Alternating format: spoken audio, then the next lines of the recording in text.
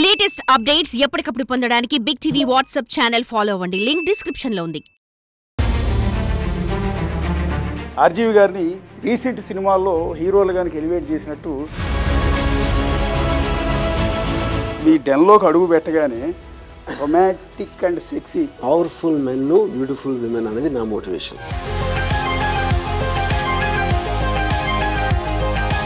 Animal Sandeep Reddy Vanga అయితే మీరు దానికన్నా బిగ్గర్ యానిమలే. డిసైడ్ చేసేది ఆడియన్స్ కదా. నా లైఫ్లో నేను మోస్ట్ ఎక్స్పెన్సివ్ సినిమా నేను తీసింది ఆగ్. శివాలో చైన్ దింపడానికి బిగ్గెస్ట్ ఎలివేషన్ అనుకుంటారు కదా. Shiva is a very conventional film. అది గాయం సినిమా ఎంటైర్ తెలుగు సినిమా ఇండస్ట్రీలో బాలీవుడ్లో ఆ టైప్ ఆఫ్ సీన్ నేను ఇంతవరకు చూడలేదు. అది one of the most violent scenes in రక్త చరిత్ర. ఆ సీన్లో మీరు ఒక ఫ్రేమ్ ఉంటుంది ఆ షార్ట్ కోసం. అవును, నేను క్రియేట్ చేసిన హోర్డింగ్ అది. ఎందుకు మీరు ఒకవేళ లాస్ట్ మూమెంట్స్ వచ్చినప్పుడు ఎందుకు వాళ్ళ దగ్గరికి మీరు వెళ్ళకూడదు? నాకు ఏది హ్యాపీనెస్ ఇస్తుందో అది నా పర్సనల్ లిస్ట్ కదా. అల్టిమేట్ సినిమా మాత్రం నా నుంచి మీరు 2024 చూస్తారు. ఆ టైంకి వచ్చేటప్పటికి వరం గారి కాలో చేయబడిపోతుంది. నాకేమీ ఆనందం ఇస్తే ఒక లిస్ట్ ఉంటుందండి. ఆ లిస్టులో నేను చేయలేని రోజు నేను I will suicide. Sensational director RGV new year resolution. Present నేను ఆర్జీవి డెన్లో ఉన్నాను. ఆర్జీవి గారిని ఇంట్రడ్యూస్ చేసేటప్పుడు రీసెంట్ సినిమాల్లో హీరోలుగానికి ఎలివేట్ చేసినట్టు ఆయనకు కూడా ఒక పెద్ద ఎలివేషన్ ఇద్దాం అనుకున్నాం. సరే, ఆర్జీవి గారిని ఎలివేట్ చేయాలి అంటే ఆర్జీవి గారే చేయగలరు తప్ప మా వల్ల కాదు అని దాన్ని మమ అనిపించి జస్ట్ క్యాజువల్ ఇంట్రడక్షన్ చేస్తున్నాం. ఇదిగో వరం గారు ఇక్కడే ఉన్నారు. ఫుల్ ఫ్రేమ్ ఫుల్ కట్అవుట్ కూడా మీరు చూడొచ్చు. అప్సరా పోస్టర్ చూస్తూ ఉన్నారు ఆయన స్టైల్లో కాఫీ తాగుతూ. పోస్టర్ బాగుంది సార్. సార్ ఇది మంచి అందమైన అమ్మాయిని చూస్తుంటే వచ్చి డిస్టర్బ్ చేసారు. ఇలాగా డిస్టర్బ్ చేయటం మా పని, డిస్టర్బ్ కావటం కూడా మీకు అలవాటు అయిపోయినట్టుంది కదా. ఎస్ ఎలా సార్ ఇది నాకు అర్థం కదా. అంటే మీ డెన్లోకి అడుగు పెట్టగానే రొమాంటిక్ అండ్ సెక్సీ, మేము బయట నుంచి వచ్చిన మూడు మొత్తం మారిపోయింది మాది. కంప్లీట్ ఒక సీరియస్ న్యూస్ చేస్తుంటాం, సీరియస్ ఇంటర్వ్యూలు చేస్తుంటాం మేమంతా. మీ డెన్లోకి అడుగు పెట్టి పోస్టర్లు ఇవన్నీ చూడగానే ఒక రొమాంటిక్ మూడ్ వచ్చేసింది మాకు. అలా రావాలనే కదా. అంటే అందరూ మామూలుగా ఫోన్లలో దాచుకునేది నేను పెద్ద బ్లోబ్స్ చేసి పెట్టాను ఆఫీస్లో. అది అంటే that is my statement of truth. ఇప్పుడు దేవుళ్ళ ఫోటోలు దేశ నాయకులు లేకపోతే ఫిలాసఫర్స్ అలాంటివి పెట్టుకుంటారు కదా మామూలుగా. అవును, దానికి విరుద్ధంగా అంటే మేము మోటివేషనల్ ఫొటోస్ పెట్టుకుంటున్నాం. ఓషో లేకపోతే ఇంకొకళ్ళు బాబాలు, స్వామీజీలు, పీఠాధిపతులు వీళ్ళవి పెట్టుకుంటాం. అదే ఇప్పుడు ఎవరి ఇష్టం వాళ్ళది. అంటే I'm not saying that is correct or wrong. The point అప్పుడు నాకు మోటివేషన్ ఏమనిపిస్తే నాకు ఏముంటుందంటే పవర్ఫుల్ మెన్ బ్యూటిఫుల్ విమెన్ అనేది నా మోటివేషన్. ఎట్లా సార్ అంటే కాఫీ తాగుతూ జస్ట్ అలా పోస్టర్ చూస్తుంటే ఆ ఫీల్ వేరుగా ఉంటుందా? అంటే ఐ మీన్ మీ మూడు. ఇప్పుడు మీరు కూడా మా వాళ్ళు కదా, మీకేం ఫీలింగ్ ఉంటే నాకు అదే ఉంటుంది. అది అక్కడ సెపరేట్ ఏముంటుంది. కానీ చాలా మంది చెప్పం కదా, మేము దాచుకుంటాం. అందుకే అది చెప్తున్నా. వరం గారు ఓపెన్గా చెప్పేస్తున్నారు. మేము కూడా పక్కెళ్ళి మొబైల్లో చూసేది అదే. నేను అది చెప్తున్నా. మొబైల్లో దాచుకునేది నేను గ్లోబ్స్ పెట్టాను. అప్సరా సాక్షిగా హ్యాపీ న్యూ ఇయర్ మీకు నచ్చదు కదా? Thank you. నచ్చదు కదా? అంటే ప్రతి year same old year. New year ఏముంటుంది, 31st తాగేసి పొద్దున్న లేచిన తర్వాత మళ్ళీ ఓల్డ్ ఇయర్ ఉంటుంది. న్యూ ఇయర్ అనేది మనకు ఇల్యూజన్ అంతే. నాలాంటి వాళ్ళకి మీకు ఓల్డ్ ఇయర్లో ఉన్న ప్రాబ్లమ్స్ మీతో పాటు న్యూ ఇయర్లోకి వస్తాయి కదా. అవి పోకుండా అప్పుడు ఏంటి న్యూ ఇయర్ ఊరికనే బాగా రాత్రి అంతా తాగడానికి ఒక ఎక్స్క్యూజ్. న్యూ ఇయర్కి అంతకన్నా ఇంపార్టెన్స్ లేదు. ఓకే, ఆ ఓల్డ్ పీపుల్ ఓల్డ్ ఆలోచనలు ఉన్న నాలాంటి వాడికి ఏమన్నా హ్యాపీ న్యూ ఇయర్ చెప్తారు పోనీ? నాలాంటి వాళ్ళకి మీకు హ్యాపీనెస్ వస్తుందంటే చెప్తాను. దానికి నాకు పోయింది హ్యాపీ న్యూ ఇయర్. అంతే తప్ప మీకేం ఇంట్రెస్ట్ ఉండదు. నేను చెప్పాను కదా ఇప్పుడే, హ్యాపీ న్యూ ఇయర్కి ఓల్డ్ న్యూ ఇయర్కి ఏమి తేడా ఉండదు అన్న. సరే సార్, ఇప్పుడు యాక్చువల్లీ మీ డెన్ దగ్గరికి వచ్చినప్పుడు మీరు అప్పటికి నిద్ర లేవలేదు. మేము ఈ డెన్ చుట్టూ తిరుగుతున్నాం రహస్యంగా. వెనక ఒక హోల్ ఉంది. ఆ హోల్లోంచి కన్ను పెట్టి చూసాం. చూస్తూ ఒక ఇన్ఫర్మేషన్ లీక్ అయింది మాకు. ఓకే, ఒక చాలా సీరియస్ మ్యాటరు, మీకు కూడా తెలియంది. అంటే మీరు బయటికి చెప్పండి. 2025లో అంటే కొత్త సంవత్సరంలో ఆర్జీవి చాలా భారీ ఫిల్మ్ని, చాలా భారీ ప్రాజెక్ట్ మీ చేతుల మీద నుంచి వస్తుంది. మళ్ళీ ఆనాటి వర్మ స్టైల్లో, అంటే బీభత్సమైన వర్మ 2.0 అన్నట్టు ఒక మూవీ వస్తుంది అని ఒక ఇన్ఫర్మేషన్ లీక్ అయింది. Definite correct. అది దాని డీటెయిల్స్ చెప్పలేను, బట్ అది కరెక్ట్. అది అంటే నా ఉద్దేశంలో I think it will be the biggest film of my career. అంటే బిగ్గెస్ట్ ఫిల్మ్ అంటే బడ్జెట్ విధంగానో లేకపోతే స్టార్ కాస్ట్ అనేది అదే కాదు, అది కూడా ఉంటుంది. కానీ అన్నిటికన్నా ఎక్కువ సబ్జెక్ట్ మ్యాటర్లో అంత బిగ్ సబ్జెక్ట్ అనేది డెఫినెట్గా ఎవరు చూసుంటారని నేను అనుకుంటున్నాను. గత 10 ఏళ్లలో వర్మ గారు తీసిన సినిమాలన్నీ ఒక విధంగా చెప్పాలంటే చిన్న సినిమాలు, లో బడ్జెట్ సినిమాలు. అసలు యాక్చువల్లీ అసలు మీకు మ్యాచ్ అయ్యే సినిమాలు కాదు అవన్నీ కూడా. అలాంటి అంటే అది నేను కరెక్ట్ కాదు. మ్యాచ్ అయ్యే సినిమాలు ఇప్పుడు ఫర్ ఎగ్జాంపుల్ నేను సత్య తీసాను అనుకోండి. సత్య ఎప్పుడు తీసాను నేను? రంగీలా, దౌడ్ లాంటి పెద్ద స్టార్ కాస్ట్, రెహమాను అందరూ ఉన్నప్పుడు తీసాను. సత్య చాలా చిన్న సినిమా, చాలా లో బడ్జెట్లో తీసాను. అప్పుడు అది ఆడిన దాన్ని బట్టి, ఇది రిసీవ్ చేసుకున్న దాన్ని బట్టి పెద్ద చిన్న ఉంటుంది. కానీ అదే కాదు కదా. ఇప్పుడు నేను నా లైఫ్లో నేను మోస్ట్ ఎక్స్పెన్సివ్ సినిమా నేను తీసింది ఆగ్. అది నా బిగ్గెస్ట్ ఫ్లాప్ నా కెరియర్ మొత్తంలో. సో దానికి దీనికి ఏమి సంబంధం ఉండదు. ఓకే.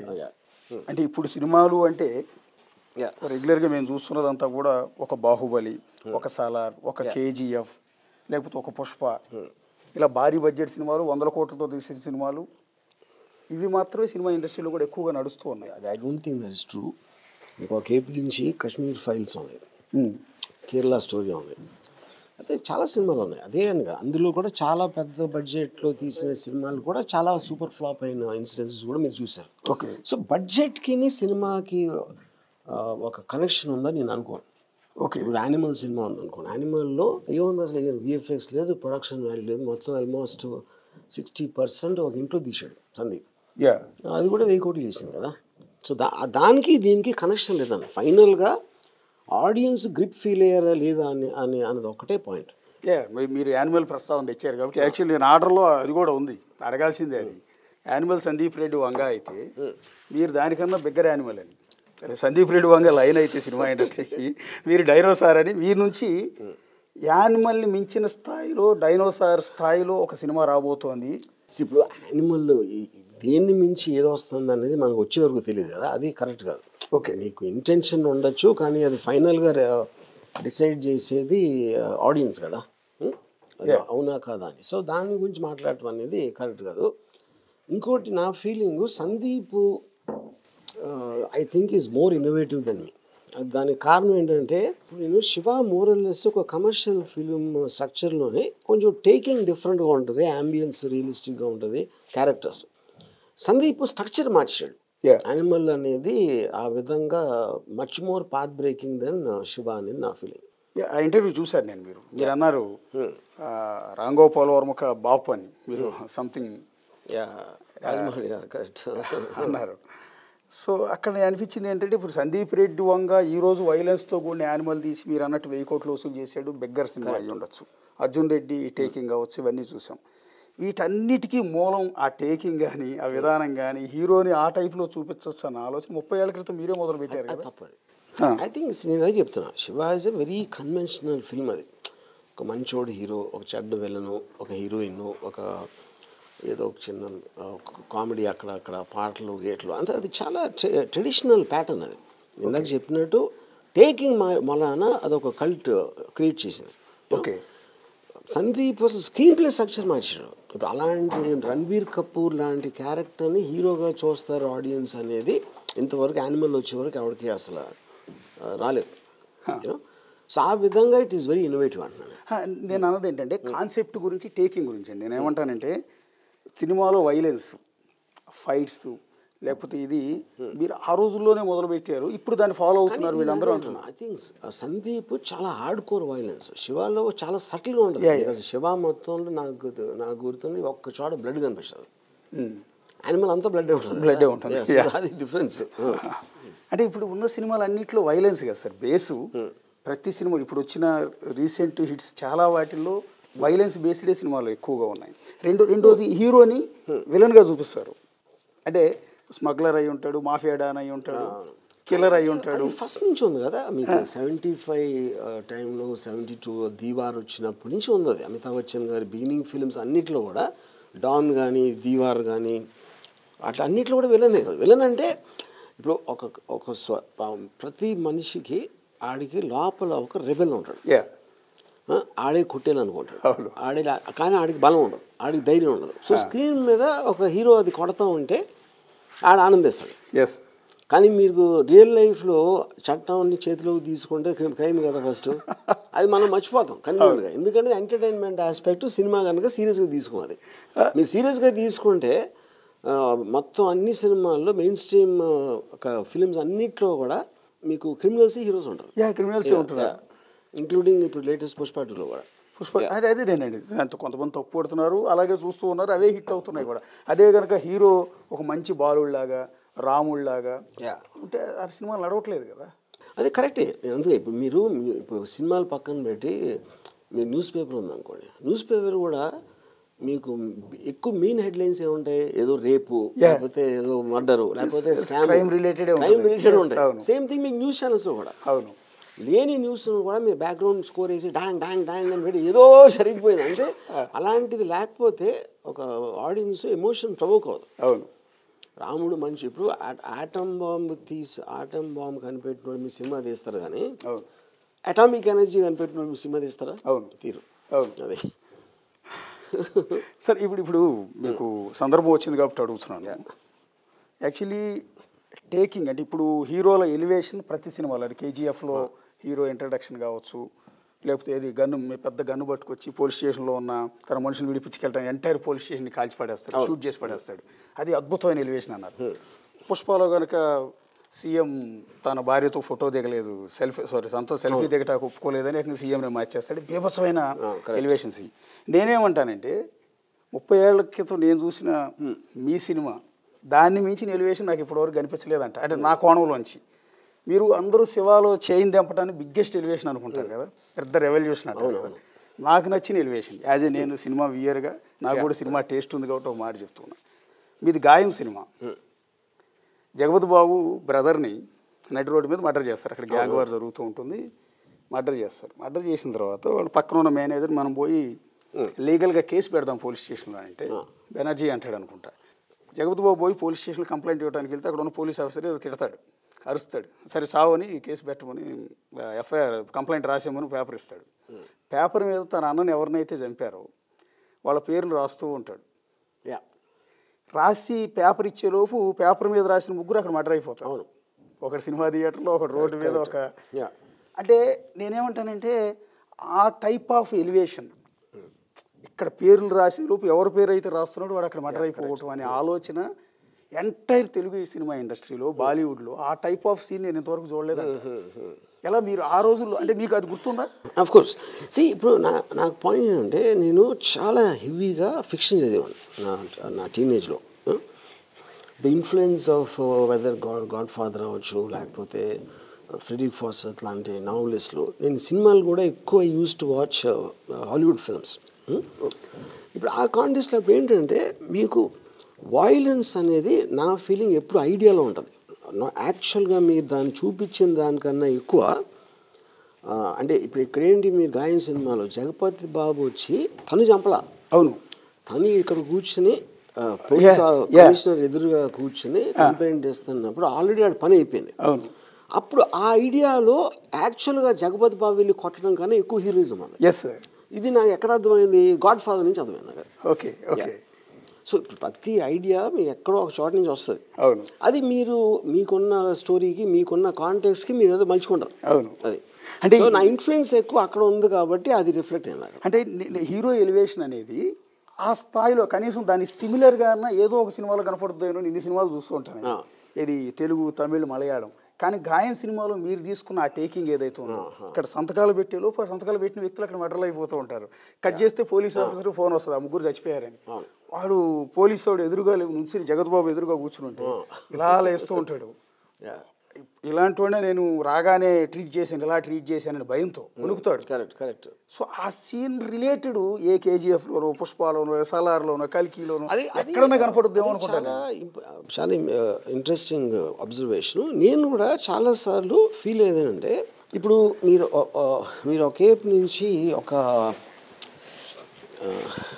ఇప్పుడు నాకు ఒకటి గుర్తుందండి, అగ్నిపుత్రుడు అని సినిమా షూటింగ్ అవుతుంది. అది శివాకు ముందు. నేను నాగార్జున కలవడానికి వెళ్ళి అక్కడ ఏదో విజయన్ మాస్టర్ గుర్రాలు పరిగెడుతున్నాయి, ఏదో బాంబులు పేలుస్తున్నారు, ఏదో యాక్షన్ చేస్తున్నారు. నేను అన్నాను, నేను ఒక సీన్ చెప్తాను, అది జస్ట్ మ్యాక్సిమం 2 గంటలు తీస్తాను ఆ సీన్, ఫైట్ మాస్టర్ కూడా ఉన్నాడు అని. శివాలో నరేష్ నడిచి వస్తున్నాడు థియేటర్ వచ్చి, వాడు వెయిట్ చేస్తున్నాడు. వీడొచ్చి మాట్లాడుతూ వెనకాల నుంచి టక్ అని ఒక హాకీ స్టిక్ పడుతుంది. అది one of the most violent scenes in history of cinema అని చాలా మంది చెప్తారు. అక్కడ ఎందుకు వైలెంట్ అంటే అందరూ బ్లడ్ చూపించానా, ఆడు కాలు నరికిస్తాడు, ఏం చేయలేదు. కొడతా ఉంటే సౌండ్ ఎఫెక్ట్స్ నేను ఆ గణేష్ అనే క్యారెక్టర్ మీద వేస్తున్నాను. అవును. అప్పుడు that is what I call mental violence. అంటే సజెస్టివ్ వైలెన్స్కి ఉన్న ఇంపాక్ట్ మీకు విజువల్ ఆస్పెక్ట్లో ఉండదు. ఇప్పుడు అదే రోజున నేను తీయక ముందు ఫస్ట్ యాక్షన్ డైరెక్టర్ని పిలిచాను. ఓకే, సరే ఇది నేను అనుకుంటుంది అని ఎక్స్ప్లెయిన్ చేశాను. ఎక్స్ప్లెయిన్ చేస్తే ఆ మాస్టర్ అన్నాడు, సరే మీరు చెప్పారు కదా నేను కొంచెం డెవలప్ చేస్తాను అన్నాడు. సరే నేను షూటింగ్ వెళ్ళాను రాత్రి. అక్కడ పెద్ద పెద్ద టైర్లు ఉన్నాయి, లారీ టైర్లు. ఏంటి అని అసిస్టెంట్ డైరెక్టర్ అడిగితే మన సీన్ కోసం తెప్పించాడు మాస్టర్ అన్నాడు. ఏమో ఆ సీన్లో లారీ టైర్లు ఏంటా నేను అడిగాను మాస్టర్ ఇప్పుడు నేను చెప్పాను కదా, ఏంటి లారీ టైర్లు ఎందుకు ఉన్నాను అంటే, లేదు బాబు ఇప్పుడు అతను నడిచి వస్తూ ఉంటాడు. అలా నడిచి వస్తూ ఉంటే ఈ సందులోంచి ఒక 4 బర్నింగ్ టైర్లు జప్పమని వస్తాయి. ఏదో ఏదో అంటే చీరు నుంచి మళ్ళీ ఇంకో 4 బర్నింగ్ టక్క ఇక్కడి నుంచి అక్కడి నుంచి వచ్చి ఈ టైర్లు అన్నీ తిరుగుతూ ఉంటాయండి. ఇది ఈ మంటల నుంచి ఫోకస్ షిఫ్ట్ చేస్తే ఒక 20 బైకులు, ఒక 4 జీపులు వచ్చి అవుతాయి. వీళ్ళందరూ దిగుతారు. అంటే నేను అన్నాను, మాస్టర్ ఇది నేను తీసే సినిమా ఇది కాదు, నేను చెప్పింది ఎగ్జాక్ట్గా అదే తీయాలి, నాకు ఇవన్నీ వద్దు మొత్తం తీసాను. ఇప్పుడు ఏం చేస్తారంటే ప్రొడక్షన్ వాల్యూ అంటే అది అనుకుంటారు. అవును. ఇప్పుడు శివాలో నేను ఆ సీన్ అలా తీస్తే శివ సినిమా అవుతుందా? అంతే కదా. ఎందుకంటే మీరు నిజంగా జరిగిందేమో, నిజంగా ఇలా జరిగితే ఇలాగే జరుగుతుంది అనే ఫీలింగ్ క్రియేట్ చేయటం అనేది మీకు ఇంపాక్ట్ ఎక్కువ వస్తుంది. అది నేను చేసింది. ఇప్పుడు అంటే అప్పుడేంటి ప్రొడక్షన్ వాల్యూలో ఒకడు వచ్చి కొడితే ఆడు పట్టుకు నొప్పితో ఇలా పడతాడు. అది అందరు రిలేట్ అవుతారు, అలా జరుగుతుందని చూసి ఉండొచ్చు, అనుభవించి ఉండొచ్చు, ఎవరో చెప్పి ఉండొచ్చు. ఒకడు 20 మందిని కొట్టేస్తాడు, వీడికి ఒక్క దెబ్బ తగలకుండా అనేది దట్ ఆల్సో వర్క్స్. ఎక్కడి వరకు అవుతుందంటే అదొక విజువల్ స్పెక్టికల్గా వర్కౌట్ అవుతుంది, దాన్ని సీరియస్గా తీసుకోరు ఎవరు. శివ సత్య లాంటి సినిమాలు ఏంటంటే నిజంగా జరిగిందేమో అన్న ఫీలింగ్ వస్తుంది. ఆ రిలేటబిలిటీ అనేది నేను నమ్ముతాను దాన్ని. మరి వాళ్ళు నమ్మరా లేకపోతే అలా అయితే బెటర్ అని వాళ్ళు అనుకుంటారా అనేది నాకు కూడా తెలియదు. నా అబ్జర్వేషన్ ఉంది సార్, మీది రక్త చరిత్ర 1లో ఇక్కడ మాసప్ ట్యాంక్ మహేశ్వరి కాంప్లెక్స్లో ఓబుల్ రెడ్డిని మర్డర్ చేశారు. ముస్లిం బురకా వేసుకుని అమ్మాయిల మాదిరిగా వచ్చి అతను ఉమనైజర్ అన్న కరెక్ట్ యాంగిల్లో అతను చాలామంది రేపులు చేశాడు. సో అమ్మాయిల చేతే వాళ్ళ అన్నయ్య వచ్చి హత్య చేయిస్తాడు. ఎంటైర్ సినిమా చూసే కోణం వేరు. ఆ సీన్లో మీరు ఒక ఫ్రేమ్ ఉంటుంది, నాకు బాగా నచ్చింది. మరి సినిమా వ్యూయర్స్ మీరు అది ఎంత ఫీల్ అయి ఉంటే ఆ సీన్ తీసుంటారు అనేది. మర్డర్ అయిపోతాడు ఓబుల్ రెడ్డి, చచ్చిపోయాడు. బాడీ ఇట్లా కింద పడిపోతూ ఉంటే కిటికీలోంచి ఫ్రేమ్ బయటకు వస్తుంది. మాసప్ ట్యాంక్ ఫ్లైఓవర్ పక్కన ఒక హోర్డింగ్ ఉంటుంది. ఆ హోర్డింగ్ మీద ఒక లేడీ ఇట్లా నమస్కారం పెట్టి ఉంటుంది. ఎంట్లో జూమ్ వెళ్ళి ఆ లేడీ ఫేస్ మీదకి, అంటే ఏంటంటే మహిళా లోకం మొత్తం ఒక కామాంధుడిని సంహరించినందుకు మీకు నమస్కారం అని పెడుతున్నట్టుగా. ఎంత బ్యూటిఫుల్ థాట్ అది. నిజంగా మీరు ఆ ఫ్రేమ్ అటు వెళ్ళకపోయినా కూడా ఎవరు అడగరు ఆ సీన్లో. నేను లొకేషన్ చూడటానికి వెళ్ళినప్పుడు ఈ పర్టిక్యులర్ హోర్డింగ్ చూసాను. ఓకే, హోర్డింగ్ మీద అమ్మాయి లేదు, వేరే హోర్డింగ్. అది నాకు అప్పుడు ఐడియా వచ్చింది.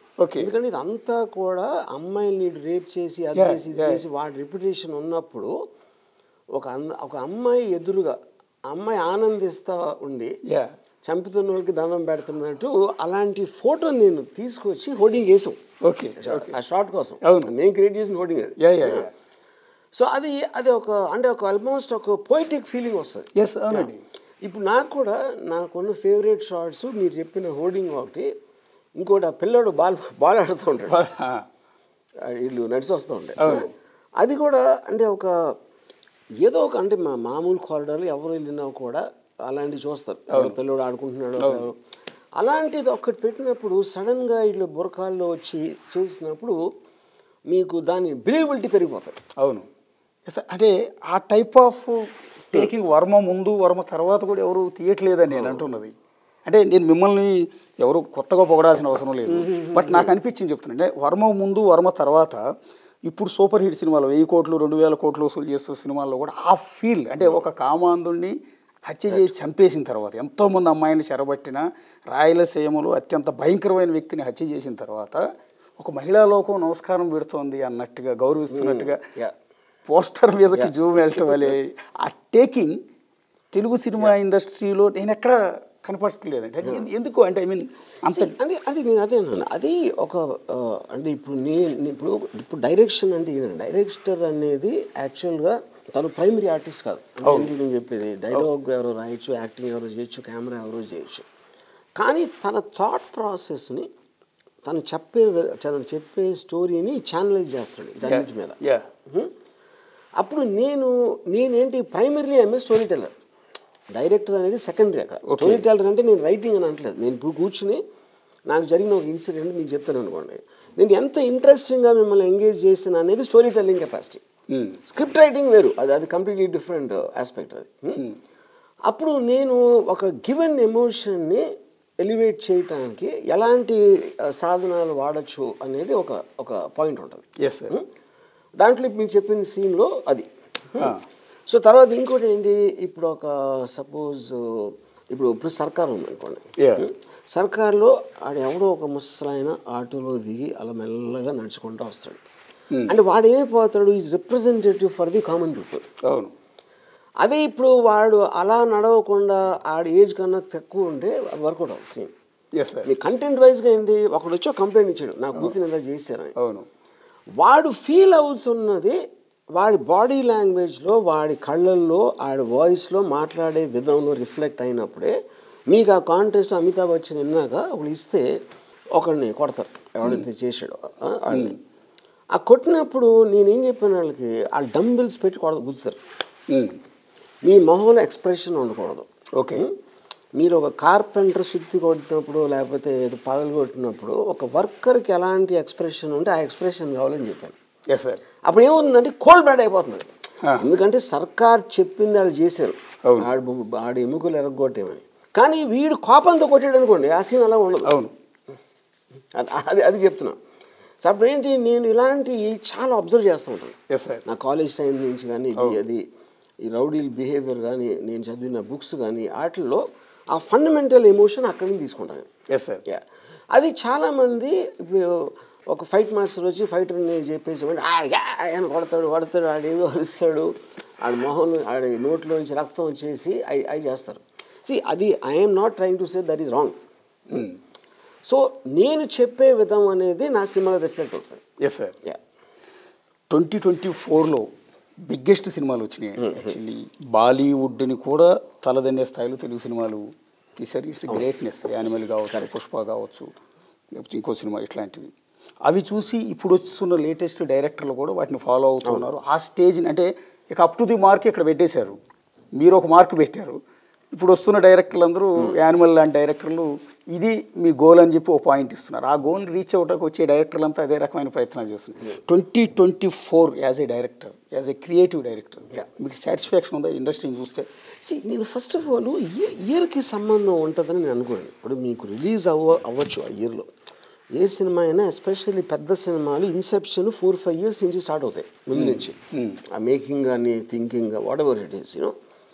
సో ఇప్పుడు దాంట్లో ఇప్పుడు ఇంకోటి ఏంటంటే సౌత్కు నార్త్ని కట్ చేస్తుంది అంటే ఊరికి అది కొంతమంది డైరెక్ట్గా చేస్తున్నారు. మనకి ఆల్మోస్ట్ 150 సినిమాలు రిలీజ్ అవుతాయి. 150 సినిమాల్లో చాలా పెద్ద సినిమా ఒకటే ఉంటుంది ఇయర్కి, 1-2 మ్యాక్సిమం అవుతుంది. దాన్ని బట్టి మేము కొట్టేసాం అనేది. ఇప్పుడు కన్నడ ఇండస్ట్రీని అసలు మనం కేర్ కూడా చేసి ఉండదు. మనం కూడా నార్త్ పక్కన పెట్టడం వాళ్ళు KGF 2 వచ్చేసి మొత్తం అసలు ఇట్ చేంజ్ అంటే ల్యాండ్స్కేప్. తెలుగు సినిమా ఇండస్ట్రీలో మీరు అంటే వర్మగారు ముందు వర్మగారు తర్వాత అన్నట్టు, కన్నడ ఇండస్ట్రీ ప్రశాంత్ నీళ్ళకు ముందు ప్రశాంత్ నీళ్ళ తర్వాత, అంటే KGF ముందు KGF తర్వాత అన్నట్టు అయిపోయింది. మలయాళ సినిమా రెగ్యులర్గా తెలిసింది ఫ్యామిలీ స్టోరీస్ ఎక్కువ. ఈ టైప్ ఆఫ్ ఒకే డైరెక్టర్ 5-6 సినిమాలు తీసేస్తాడు విత్ ఇన్ మంత్స్. అలాంటి మలయాళం కూడా ఇప్పుడు మారిపోతుంది. మార్కో అవును, లాంటి correct, సినిమాలు. correct. మార్కో మీద మీరు కూడా ఒక ట్వీట్ చేశారు, దాని మీద విపరీతమైన సిచ్యుయేషన్ నడుస్తుంది కేరళలో. అంటే వీళ్ళందరూ మనల్ని చూసి ఫాలో అవుతున్నారా, లేకపోతే సినిమా రేంజ్ ఆ స్థాయికి వెళ్ళిపోతుందని? ఒకప్పుడు మన తెలుగు సినిమా ఇండస్ట్రీ కావచ్చు, తమిళ, మలయాళం, ఎవరైనా బాలీవుడ్ వాళ్ళు అయినా సరే హాలీవుడ్ని ఇన్స్పిరేషన్గా తీసుకునేవాళ్ళు. హాలీవుడ్ రేంజ్లో మనం వెళ్ళాలి అన్న ఉద్దేశం. ఇప్పుడు అది మారిపోయింది. సో మనం అనేది కరెక్ట్ వర్డ్ కాదండి. ఏది కరెక్ట్ వర్డ్ అంటే Rajamouli is the man who actually, ఇప్పుడు రాజమౌళి తెలుగుడు, తన తమిళ్ కూడా అయి ఉండొచ్చు కదా, అవును, మలయాళం కూడా అయి ఉండొచ్చు కదా. మనం తన పర్సనల్ బిలీఫ్ అని ఎలా సినిమా ఉండాలనేది బాహుబలి డిజైన్ చేసి, బాహుబలి ఫిల్మ్ అసలు ఒక పిక్చర్ హిట్ అయితే ఎంత రేంజ్ కమర్షియల్ ఉండటానికి అనేది ఒక బెంచ్ మార్క్ సెట్ చేశాడు. అప్పుడేంటి చాలామంది దాని గురించి ఇన్స్పైర్ అవుతారు. అంటే వాళ్ళందరికీ ఏం ప్రూవ్ అయింది, బాహుబలి బ్రహ్మాండమైన సినిమా క్వశ్చన్ కాదు, అది ఒక పార్ట్. సినిమాకి ఇంత అప్పర్ లిమిట్, ఇంత రికవరీ ఉండటానికి ఛాన్స్ ఉందనేది మీరు 2, 3, 4 రెట్లు చేసేసరికి అందరూ ఇన్స్పైర్ అయ్యి they try to follow naturally. అవును, అది ఇక్కడ అక్కడ కాదు.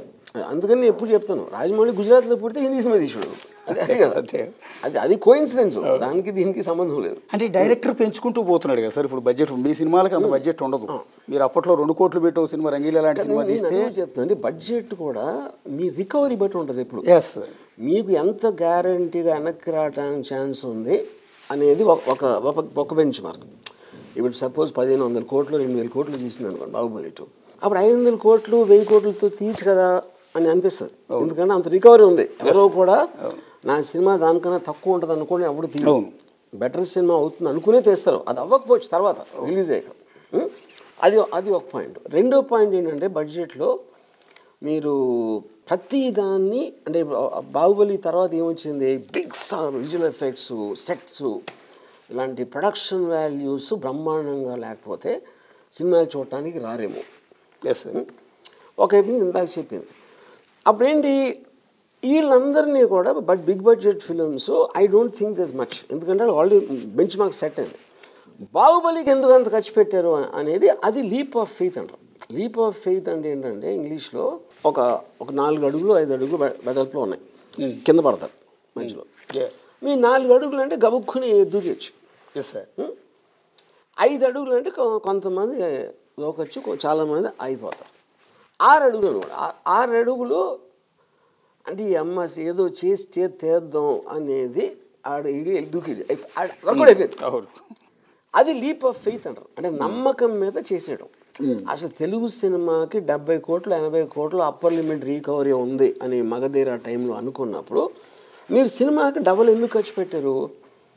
బ్రహ్మాండమైన సినిమా తీస్తే దాన్ని పగలగొట్టచ్చు అని రాజమౌళి ట్రాక్ రికార్డ్ బట్టి కానీ ఆ ప్రొడ్యూసర్కి ఉన్న ఫైనాన్షియల్ స్ట్రెంగ్త్ మొలాన్ కానీ తీశారు. అది వర్కౌట్ అవుతుంది. ఓకే, ఒకవేళ వర్కౌట్ అవ్వకుండా 6 అడుగు 5 అడుగులు కింద పడ్డారు అనుకోండి, పోతారు కదా. అంతే కదా, అది అవ్వలేదు.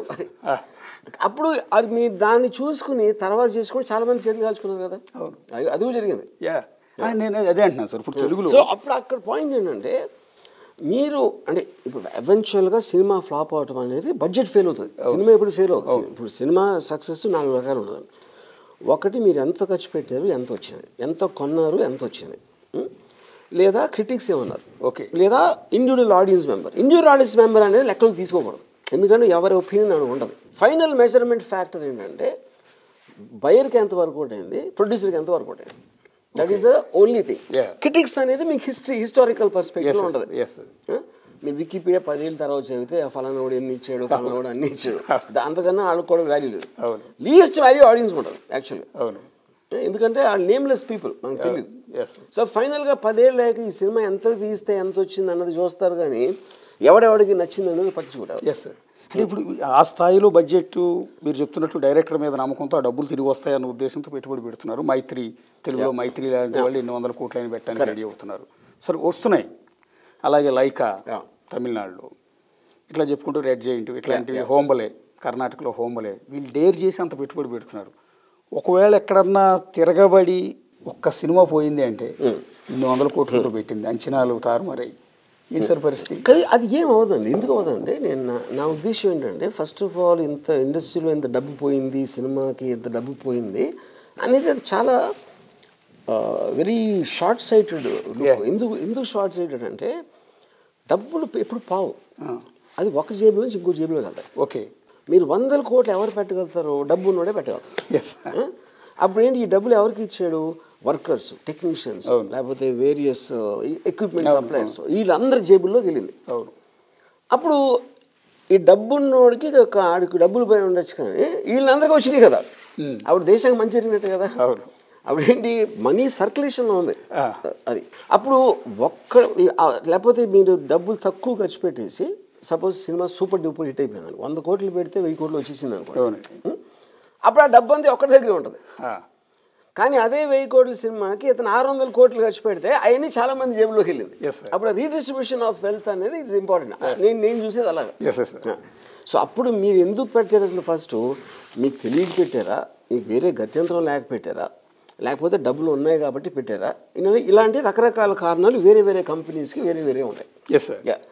అంటే ఇప్పుడు ప్రశాంత్ నీల్, మీ ఇందాక మనం మాట్లాడుకున్న హీరోయిజం గురించి, ప్రశాంత్ నీల్ ఒక బంగారం స్మగ్లర్ని, బంగారం దోసుకునేవాడిని హీరోగా పార్ట్ 1 పార్ట్ 2 పెట్టి 100 కోట్లు పెడితే సూపర్ అన్నారు. అసలు భారతదేశ చరిత్రలో బిగ్గెస్ట్ ఫిల్మ్ అయిపోయింది.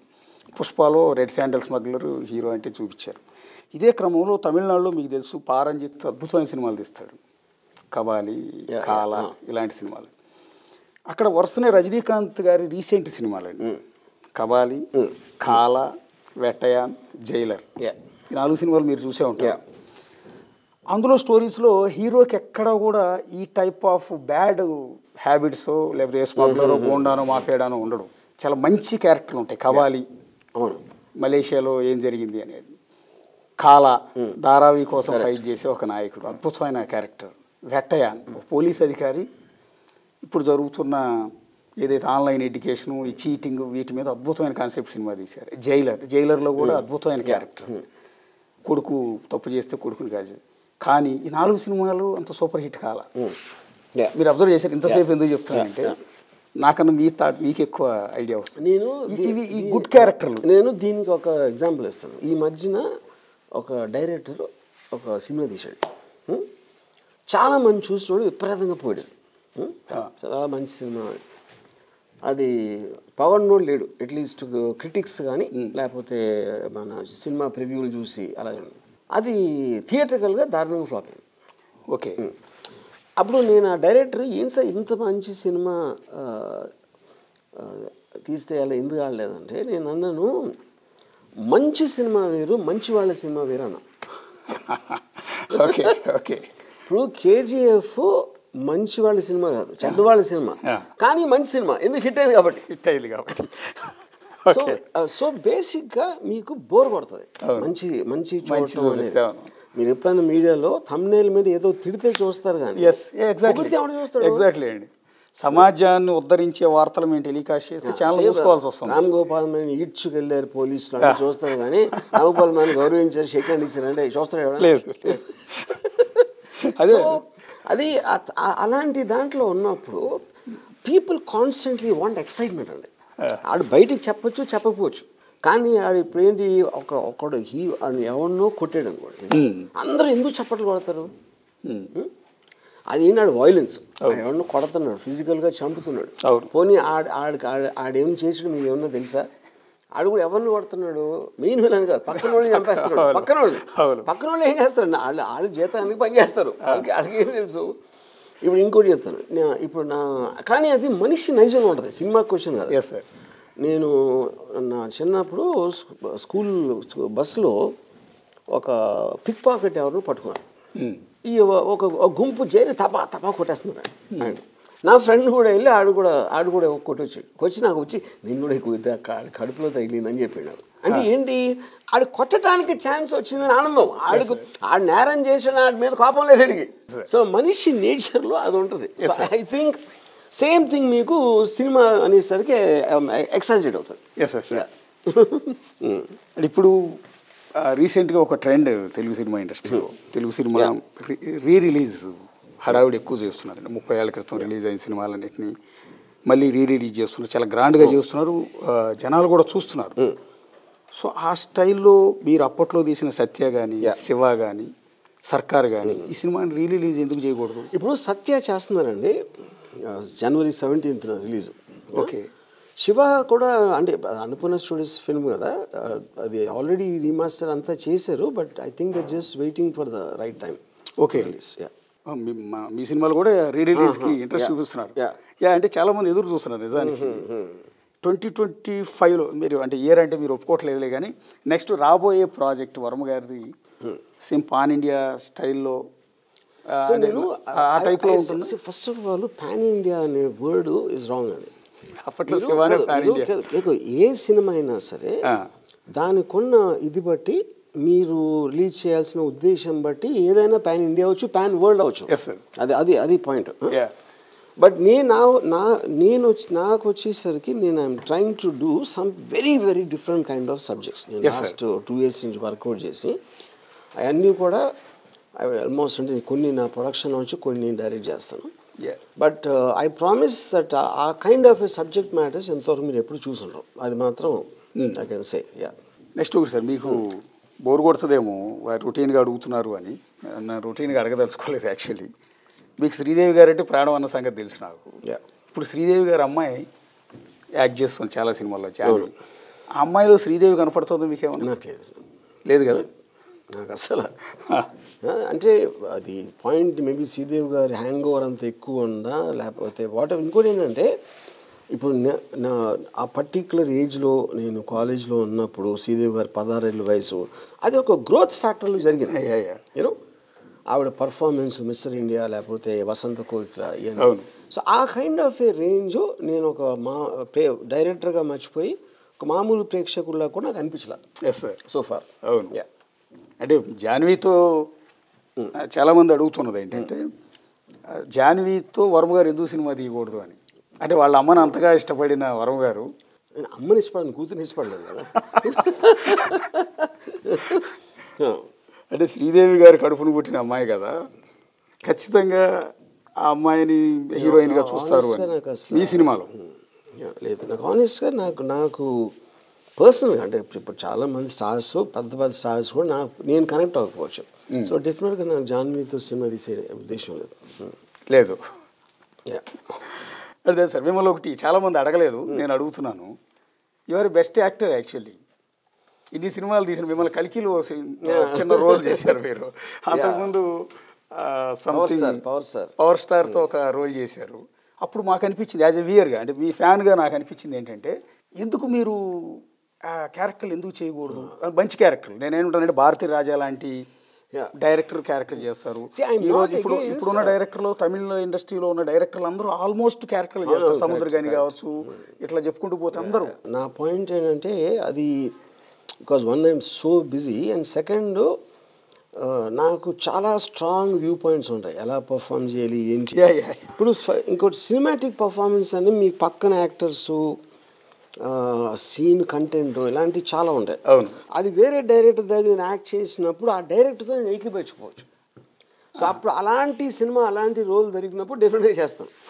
నాకు చాలామంది అడుగుతారు, నేను చాలామంది హిందీలో అని ఎక్కడికైనా చాలామంది అడిగారు, but I was not excited about that. అంటే ఆ సీన్లోకి వెళ్ళి ఆ క్యారెక్టర్ మీరు చేస్తున్నప్పుడు ఇది నేనైతే ఇలా తీయను ఇలా తీస్తాను అనిపిస్తుంది. అలాంటి అది రావడానికి ఛాన్స్ ఉందంట. ఎందుకంటే మీ ఫేస్లో ఎక్స్ప్రెషన్స్ పలుకుతున్నాయి. చాలా మంది అబ్జర్వ్ చేశారు, ఎవరు అడిగి ఉండరు మిమ్మల్ని, నాకు తెలిసి. నేను అడుగుతున్నాను ఎందుకంటే మీ ఫేస్లో ఆ ఎక్స్ప్రెషన్స్ కనపడతాయి. ఎందుకంటే సినిమాలు తీసి తీసి తీసి మీకు అలవాటు అయిపోయింది. అంటే నేను చాలాసార్లు నేను యాక్టర్ చేసి చూపించినప్పుడు, ఎక్స్ప్లెయిన్ చేసినప్పుడు యాక్టర్స్ కూడా, అమితాబ్ బచ్చన్ గారు కూడా చెప్పారు నాకు, నువ్వు యాక్ట్ చేస్తే నీకన్నా బెటర్ యాక్టర్. అదే మీ కల్కిలో మీ చిన్న రోల్ చూడగానే చాలామంది మీరు గమనించారు లేదు, థియేటర్లో మీరు ఎప్పుడైతే ఆ కొన్ని సెకండ్ల పాటు కొన్ని కనపడతారు కదా, ఎంటైర్ సినిమా థియేటర్లో ఉన్న లేచి నుంచుంటారు వర్మ గారు అని. అబ్జర్వ్ చేశారు అది మీరు? నేను థియేటర్లో చూడలేదు.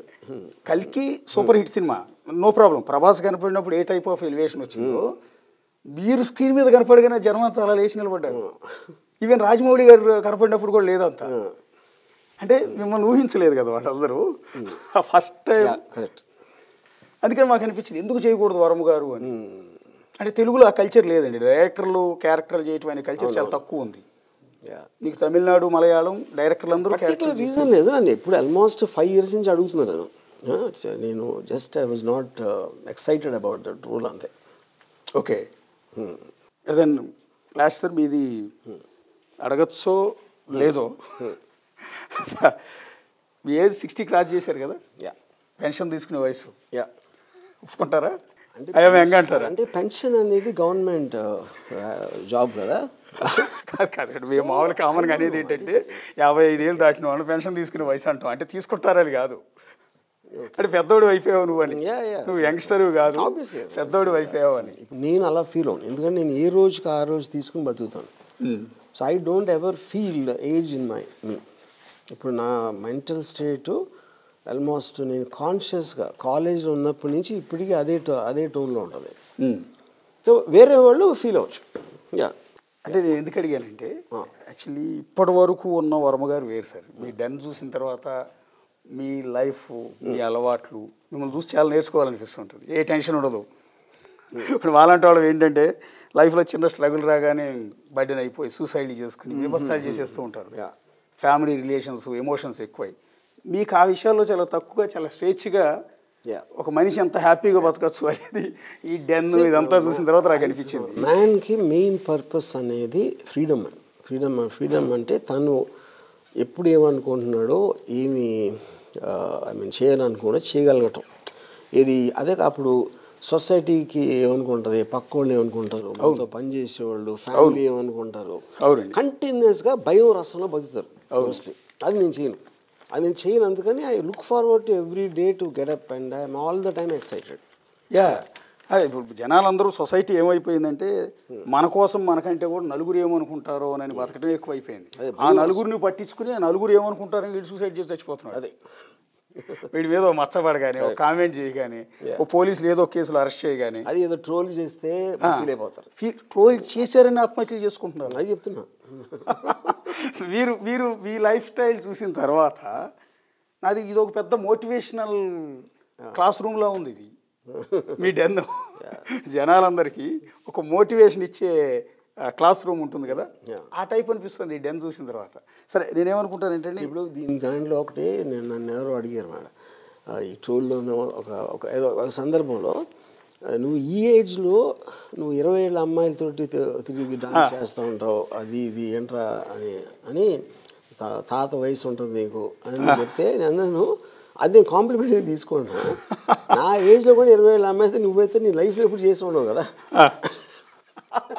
నువ్వు నీ టీనేజ్ కూడా చేసి ఉండవు. అంటే కట్టుబాట్లు, సాంప్రదాయాలు, నీతులు చెప్పే ముసలాళ్ళు, నిన్న మొన్నటి కుర్రాళ్ళు కదా డైలాగ్. నీతులు చెప్పే కుర్రాళ్ళు, ముసలాళ్ళు, నిన్న మొన్నటి కుర్రాళ్ళు. అయితే నేను ఇందాక ఇంతసేపు ఈ వయసు ఇదంతా ఎందుకు గుర్తు చేశానంటే, సో ఇన్నాళ్ళు వర్మ గారు వేరు సార్. మీకున్న స్టార్డమ్, మీకున్న డబ్బు, మీకున్న పలుకుబడి, వీటన్నిటి నేపథ్యంలో మీరు సింగిల్గా ఉన్నారు. మీకు సర్వీస్ చేయడానికి బోల్డ్ అంతమంది మీ చుట్టూ జనం ఉంటారు. మీ దగ్గరికి వస్తే అవకాశాలు వస్తాయని చాలామంది హీరోయిన్లు వస్తూ ఉంటారు. మాలాంటి ఇంటర్వ్యూ చేయడానికి మీడియా వాళ్ళు అందరూ వస్తుంటారు. ఒక 5 ఏళ్ళు 10 ఏళ్ల తర్వాత ఇది ఉండకపోవచ్చు కదా. నేనేమంటానంటే అప్పటికి మీకు 65, 70 రీచ్ అవుతారు. ఇంకా పచ్చిగా చెప్పాలి అంటే ఆ టైంకి వచ్చేటప్పటికి వర్మ గారి కాలో చెయ్యో పడిపోతుంది పచ్చిగా అర్థం కావడానికి. అప్పుడు మీకంటూ మీ చుట్టూ తిరిగిన మాలాంటి వాళ్ళు హీరోయిన్లు ఆ రోజు రాకపోవచ్చు, మీరు బెడ్ మీద ఉంటే. ఏంటి సార్ అప్పుడు పరిస్థితి ఊహించుకుంటున్నారు? పాయింట్ ఏంటంటే, నా పనులు నేను చేసుకోలేనప్పుడు ఇంకొకళ్ళ మీద ఆసరా పడాల్సిన అవసరం వచ్చినప్పుడు నేను చచ్చిపోతాను. ఎందుకంటే మీరు బతికుండాలి పర్పస్ ఏంటి, మీరు ఎంజాయ్ చేయడానికి, బతకడానికి. నేను ఎప్పుడైతే ఎంజాయ్మెంట్ అనేది లేకుండా ఒక ఫిజికల్ ఎలిమెంట్ నా దగ్గరకు వచ్చినప్పుడు ఐ విల్ డై. దానికి ప్లాన్ చేసి పెట్టుకున్నాను దానికి ఆల్రెడీ. ఎలా సార్? ఎలా అంటే ఆబ్వియస్లీ నాకు ముందు నేను యాక్సిడెంట్లో ఏదో పోయింది అనుకోండి, ఏమి చేయలేం. బట్ ఇఫ్ ఐ నో ఏదో మీకు ఇలాగ ఎలిమెంట్, ఫిజికల్ ఎలిమెంట్ అలాంటివి వచ్చినప్పుడు ఐ విల్ కమిట్ సూసైడ్. అంతే కదండి. కాదు, మీరు ఎందుకు బతకాలంటున్నా, you should live if you're happy. Okay. ఏ రోజైతే నేను డిపెండెన్సీ అనేది వచ్చినప్పుడు ఎందుకు బతకటం, అది నా పాయింట్. మరి dare and dashing director sir మీరు. ఏంటి కామన్ సెన్స్ అండి, అది కామన్ సెన్స్ పాయింట్ అది నేను చెప్పేది. అంటే నేనేమంటానంటే ఒక ఏజ్ వచ్చినాక ఆటోమేటిక్గా బాడీ పని చేయకపోవడం కామన్. మన బ్రెయిన్ కావచ్చు, బాడీ కావచ్చు. కొంతమందికి ఒక ఏజ్ దాటినాక పారాలసిస్ వస్తుంది, కొంతమందికి షుగర్ పెరిగిపోయి రకరకాల కాంప్లిమెంట్స్ వస్తూ ఉంటాయి. ఆ టైంలో డిపెండింగ్ ఆన్ ఫ్యామిలీ అంటే తోడు ఉండాలంట మీకు. ఫస్ట్ ఆఫ్ ఆల్ అంటే నాకు ఏది ఇలాంటి పనులు ఇప్పుడు కూడా ఉంటాయి. నా పని చేసి పెట్టేవాళ్ళు నేను ఎవరో నర్సులను పెట్టుకుంటా. ఫ్యామిలీ ఎందుకు? జీతం ఇచ్చి చేస్తే ప్రొఫెషనల్గా వాళ్ళు బెటర్గా చేస్తారు ఫ్యామిలీ కన్నా. ఫ్యామిలీ వాళ్ళకి అట్లీస్ట్ అమ్మ మళ్ళీ నువ్వు చూడాలా అనే వాళ్ళకి ఉంటుంది, కానీ ప్రొఫెషనల్స్ అయితే బెటర్ కదా ఫ్యామిలీ కన్నా. అలాంటి పరిస్థితి వస్తే ఎవరికైనా అని చెప్పేది. కానీ షాకింగ్, కానీ అప్పుడెప్పుడో ఏదో అవుతుందని ఉన్న లైఫ్ అంతా దొబ్బించుకోవడం ఎందుకు? వీళ్ళు అల్లది మైండ్ పోయింది. యాక్చువల్లీ నాకు కూడా స్టన్ అయిపోయి మీరు అన్న మాట ఏంటంటే, ఒక స్టేజ్ వచ్చి ఫిజికల్గా బాడీ కోఆపరేట్ చేయనప్పుడు నాకు నేను సెల్ఫ్గా సూసైడ్ చేసుకుంటాను అన్న మాట. కానీ ఇవాళ 20 ఏళ్ల పాటు బెడ్ మీద ఉండి సేవలు చేయించుకుని ఫ్యామిలీతో వాళ్ళు ముప్పతిప్పులు పెట్టి ముసలాళ్ళు 3 మంది ఉన్నారు. భయం అంటే మీ ఎప్పుడన్నా భయం ఎప్పుడు వస్తుంది? అన్సర్టనిటీ. డెత్ తర్వాత ఏమవుతుంది ఏంటి ఏమో అనేది ఒక దాంట్లో ఇన్స్టింక్ట్ ఆఫ్ లైఫ్ అనేది న్యాచురల్. మీరు దాని ఇంటెలిజెన్స్తో ఆలోచించినప్పుడు అసలు మీరు ఫస్ట్ ఆఫ్ ఆల్ ఎందుకు బతికున్నారు అనే క్వశ్చన్ మీకు ఆన్సర్ లేనప్పుడు బతికొనడం అనేది దండగా. ఇప్పుడు నేను బతికున్నది నేను ఏదో సినిమాలు చేస్తానన్నా ఇది చేస్తానన్నా ఏదో ఎంజాయ్ చేస్తా ఏదో చేస్తూ ఉంటాను. అది నేను చేయలేని రోజు ఎందుకు బతకాలి? అసలు దాని మీనింగే లేదు కదా. ఓకే, ఆ అండర్స్టాండింగ్ వచ్చినప్పుడు మీకు ప్రాబ్లం ఉండదు. మీరు ఇందాక చెప్పిన వాళ్ళు 20 ఏళ్ళు మంచం మీద అది ఉంటే లైఫ్లో కూడా ఏం చేసి ఉండరు. ఆ మంచం మీద ఉన్నా లేకపోయినా కూడా అంతే చేసి ఉంటాడు లైఫ్లో. కానీ మీరు చెప్పిన ఆ మాట వింటే చాలామంది సూసైడ్ చేసుకుంటారు ఎవరండి.